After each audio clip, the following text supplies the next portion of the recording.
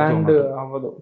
But నేను శందత్ గారితో మాట్లాడుతుంటే మొన్న ఆయన ఒక విషయం చెప్పారు.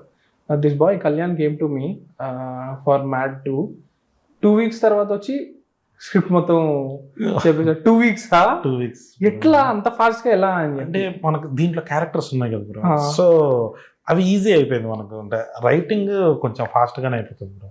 ఐడియా ఒక్కటే, అంటే అదొక్కటి ఆర్గానిక్. మీకు తెలిసిందే కదా కామెడీ సినిమాలో ప్రాబ్లం ఏంటంటే అది ఆర్గానిక్ గా అనిపించదు. బేసిక్ గానే మనం ఎత్తుకోవడమే. కామెడీ ఎత్తుకున్నప్పుడు ఏదో ఒక పెళ్లి సెటప్ చేస్తున్నాం, దాంట్లో కామెడీ సీన్ జరగాలంటే ఇలా జరగదు కదా అంటారు. అలా దీంట్లో జరగడమే కామెడీ.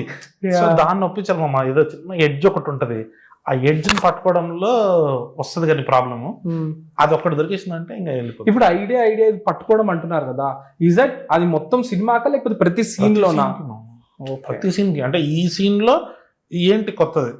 ఇప్పుడు ఫ్రెండ్స్ అని పిలవలేదు మనం. ఎందుకు పిలవలేదు అంటే 100 రీజన్ రాయొచ్చు మీరు. ఏది ఆర్గానిక్ రీజన్ లాగా అనిపించాలి, విచ్ ఇస్ ఫనీ. రైట్. మీరు ఏదో చూసుంటారు, అంటే నువ్వు నా గురించి బ్యాడ్ గా చెప్పారు అని అనుకో, దాంట్లో ఫన్ ఉంది, ఇన్ఫర్మేషన్ ఉంటుంది. ఆ ఇన్ఫర్మేషన్ ఫన్ చేయాలి మనం. సో ఆ ఐడియా క్రాక్ చేయడమే